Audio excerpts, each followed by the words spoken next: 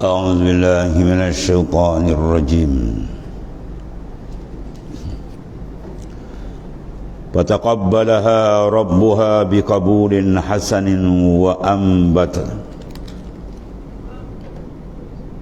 وأنبتها نباتا حسنا وكفلها زكريا كلما دخل عليها زكريا المحراب وجد عندها رزقا قال يا مريم أن لك هذا قالت هو من عند الله إن الله يرزق من يشاء بغير حساب.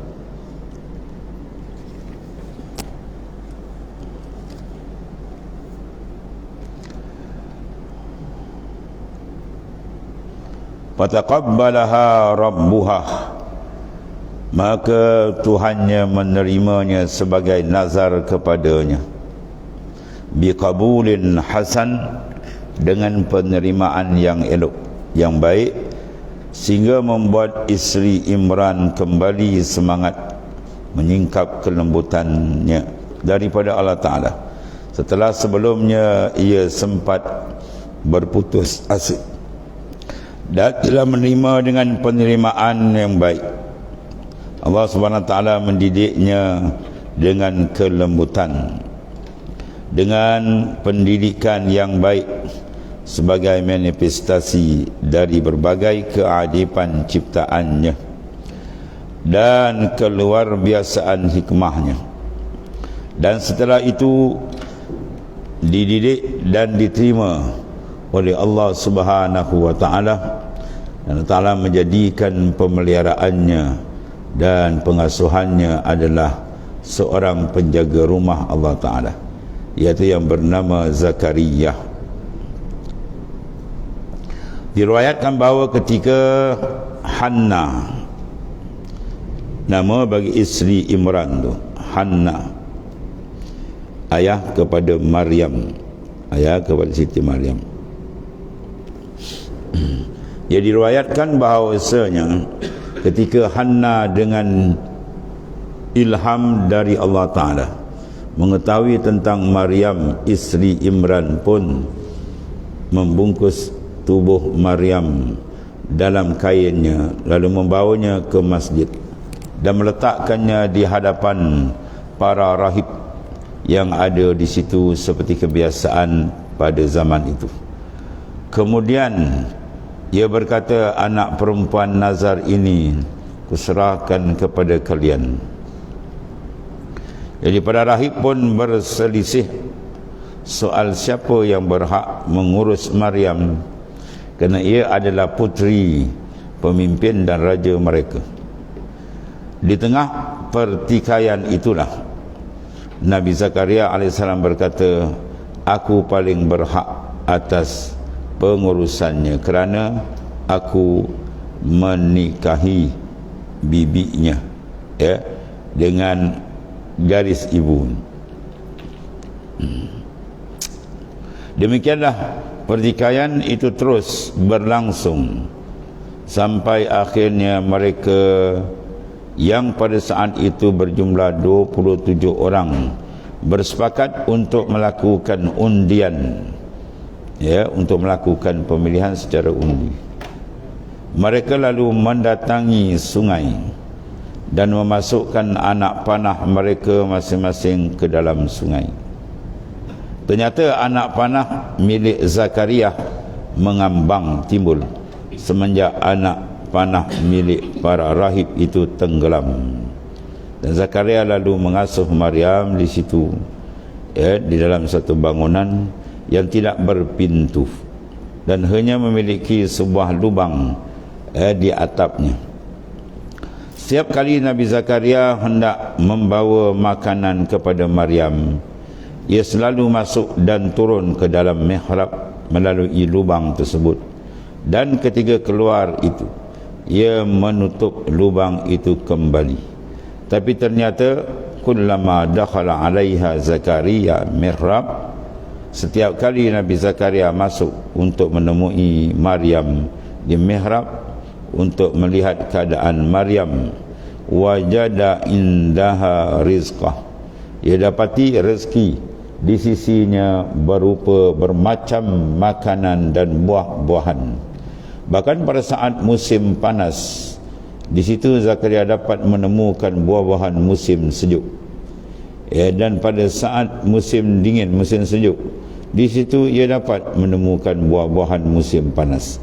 Jadi makna benda yang menyalahi adah berlaku sebagai satu karamah kepada Maryam. Allah.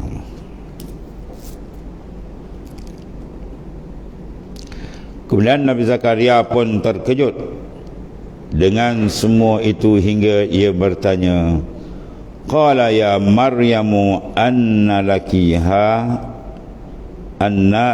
hadha, ya Maryam, dari mana kamu memperolehi rezeki ini? Ya, anna laki hadha, daripada mana kamu dapat? Pelik-pelik, buah-buahan pula bukan di musimnya. Dari manakah engkau mendapat rezeki yang tidak mirip dengan makanan dunia ni? Ya, banyak mirip makanan makanan syurga banyak. Allah. Dan buah-buahan yang muncul tidak seperti kebiasaan, mana di luar musim, padahal pintu selalu tertutup. Qalat, Maryam menjawab dengan ilham dari Allah Ta'ala kepadanya, huwa min indillah, makanan itu dari sisi Allah Ta'ala yang maha menanggung rezeki semua hambanya. Jadi mana itu menunjukkan tingginya ma'rifah, pengenalan Maryam kepada Allah Ta'ala. Dia menjawab dengan jawapan yang paling hebat, huwa min indillah, yang semua datang dari sisi Allah Subhanahu Wa Ta'ala. Sesungguhnya Allah Ta'ala, innallaha, sesungguhnya Ta'ala yang maha mengawasi dan maha menjaga pemeliharaan berbagai manifestasi zatnya.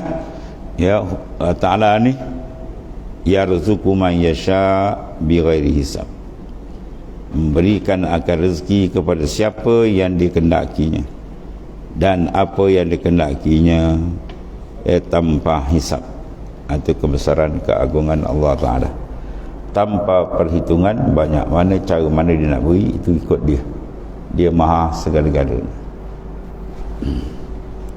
Dan dari arah yang tidak disangka-sangka, setelah Nabi Zakaria mendengar jawapan itu serta melihat keadaan Maryam,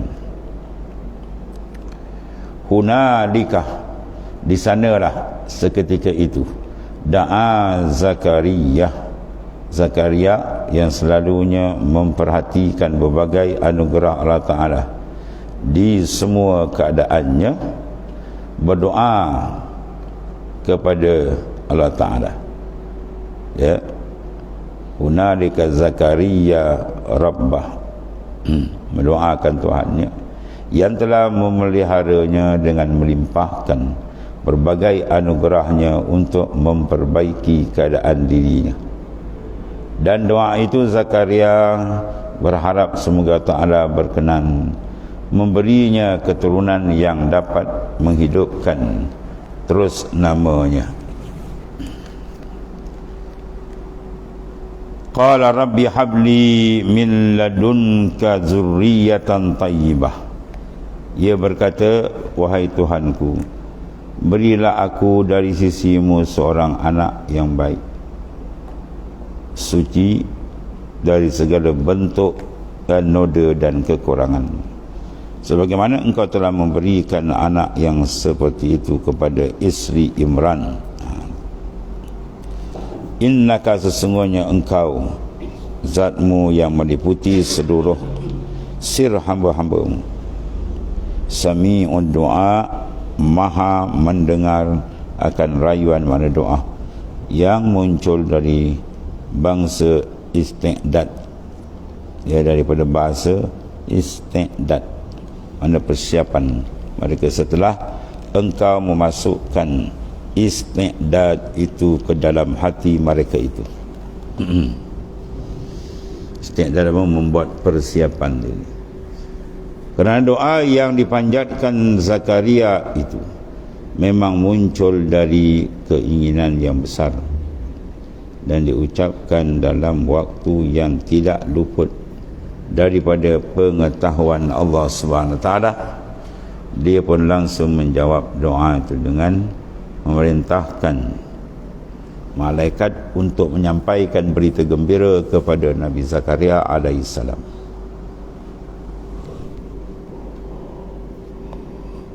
Allah karim.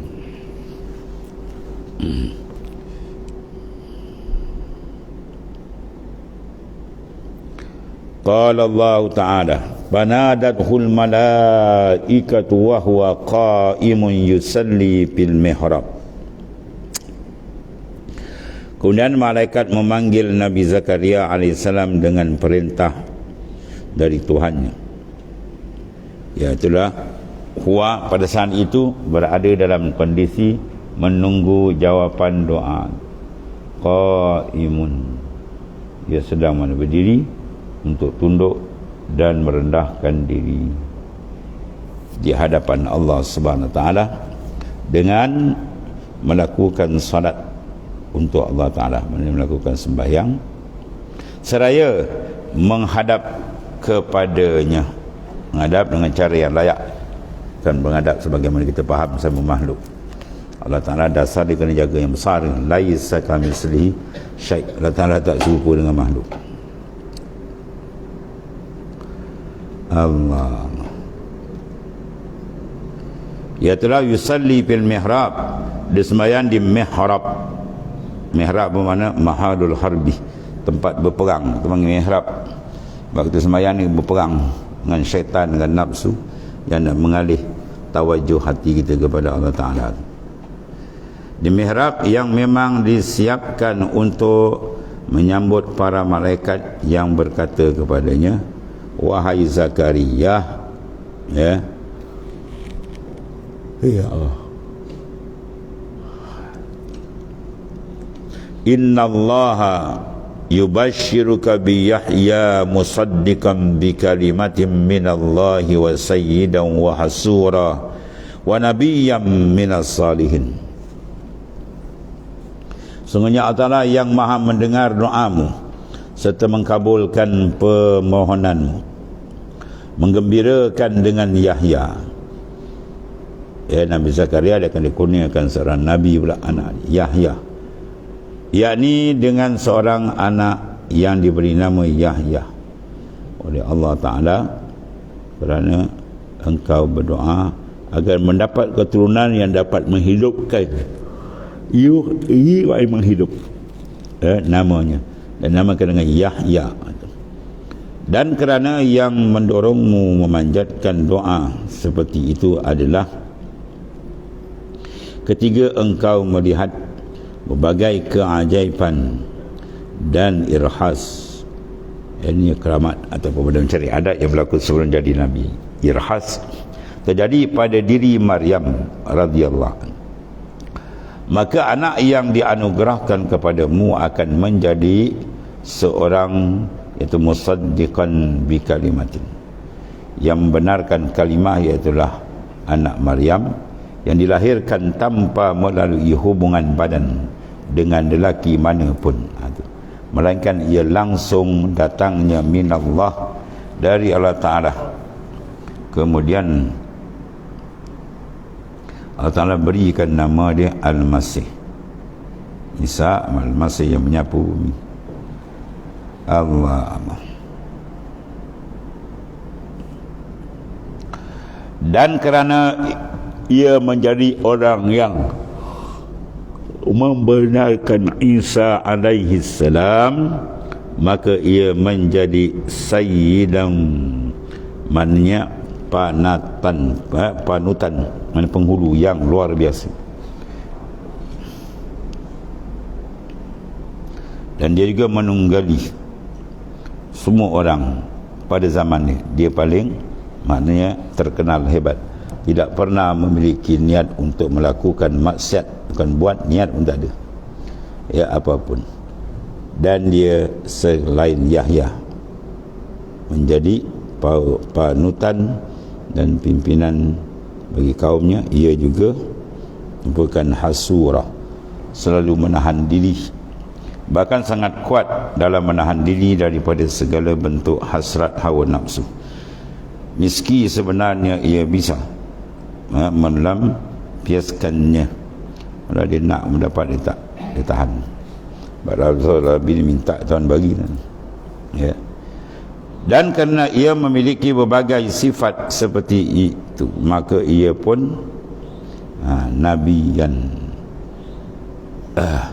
minas salihin, atau menjadi nabi di antara para nabi yang semuanya merupakan orang yang saleh, yang bertugas menyampaikan hukum-hukum Allah kepada hamba-hambanya serta menuntun mereka kepadanya. Kita memimpin manusia kepada jalan Allah Ta'ala. Allah.